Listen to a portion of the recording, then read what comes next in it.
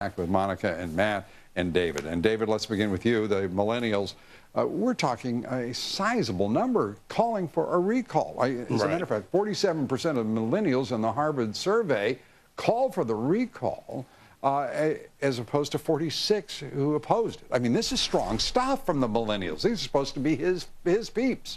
Sooner or later, you face your reality when you look at your future and you don't see upward mobility as part of your picture, whether you've put in time in technical school, in college, on your master's, whatever it is. If you see no future, you don't want to stay at home forever and be the kid who's a bartender while your parents paid $80,000 or you paid $80,000 for an education.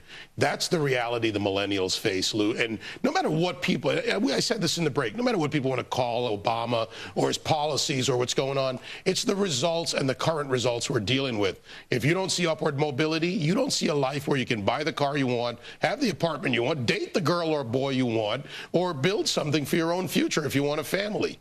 That's reality for millennials. You know, and politically, these numbers are interesting. They have to cause a great cause of concern in the Democratic Party because Obama won this group, 25 and under, really 29 and under, by massive majorities. And they thought that because Obama's so hip and cool and could relate to them and the Jay-Z connection and wearing the iPod, that they would be able to lock in this generation as a durable Democratic voting majority going into the future. Because if you can get them young and they start voting a party, that's their party identity, usually for the rest of their lives. These numbers, as David points out, when there is no future and the Obama economy is crushing these kids' dreams, they realize the debt is going to be on them. Obamacare, the cost of that is going to be on them.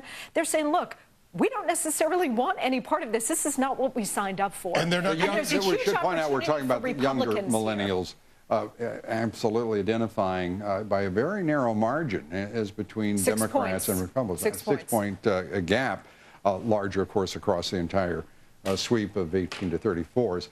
Matt, your thoughts on this issue? One other thing, I think that we think that the millennials are stupid, and we kind of characterize them sometimes as just kind of being oblivious. But I don't think they are. I think they have caught on. They have seen that there is no future, that there's nothing happening. All their friends are living in their mother's basements. And they've begun to realize that they are going to have to pay for us older folks when it comes to Obamacare. They want no part of that deal. And they realize that they've been had. That they've been had by a guy that's been telling them all along that he is going to bring them along. He's going to give them the future that they always thought that they would have. And it has turned out to be nothing but smoke and mirrors like everything else in this administration. You know, they also talk to each other. And I go out. I mean, literally, sometimes you just have to go to the bars where these people are and talk to them, the millennials in that age group. That's your excuse for going to a bar? That's called field research. But seriously, Lou, in talking to them, and I was down in South Beach in Miami for a vacation. Looking for millennials. Looking for millennials. That's what I call it. But really, talk to them and listen to them. I actually ran into conservative-minded young people who said, I'm looking at my future. I'm looking at my ability to get a job. How can I pay my student loan? How can I buy that car since I've had the car I had in college? This is their reality, and this is what turns them on the promises. Here's my problem. You know, poor millennials, I get it. This is still fundamentally a country where you get up off, you pull yourself up by the bootstraps. Absolutely. And you go to work. And you may not have a job, but you can find work. And I'm so tired of hearing somebody say, well, I've spent $80,000 on, I got $75,000 of that in student debt. Then go get a job. I don't care whether you're mowing lawns, chopping trees, whatever it may be. And don't tell me you got a degree in marketing and the only thing you'll put up with is being a vice president at the age of 23. I mean, it's nuts. Yes, you're absolutely right. It is still an aspirational society, and that's why looking at these numbers, which dovetail with the Quinnipiac poll numbers that show the exact same thing with these millennials, came out last week, there's a huge opportunity for the Republicans, for conservatives, for libertarians to talk to these kids. And don't just talk in abstract theory. The Republican Party isn't talking to anybody, and it isn't listening to anybody. Lou is absolutely right on smart enough to take it. You know, Lou, go ahead, Matt. Lou, you're absolutely right on this. When you get to this growth and opportunity project nonsense, go out and actually talk to these kids about their future. And you're right. Take a job that gets you somewhere.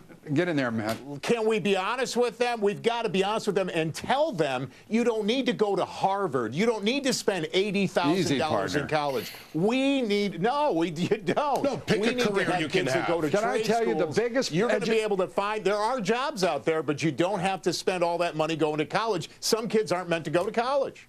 You're exactly right, Matt. And it gives me an opportunity to give my public service announcement. Find a community college. And let me tell you, it's the best bargain in education in this country. Sure. And I want to say it, and I'll say it every time I get the chance, and this is it. To parents who think you've got to go and hawk for $50,000 a year for your kid to go to school, for kids who think you've got to go and hawk for $50,000, there's only one part of this economy right now outside the government itself at all levels that is absolutely off the rails. It doesn't feel accountable, politically responsible to citizens, doesn't have to be productive, doesn't have to be efficient, and that is our education system in this country, and it's wrecking lives under the pretext of creating a foundation for lives and careers, and we got to stop the nonsense. Matt, you're going to get the last word. And I think that's a message. That's a message the millennials are getting, and that's a good thing. It's about time. Thank you very much, Matt Patrick, and David Webb. As always, great to see you. Monica, great to see you. Pleasure.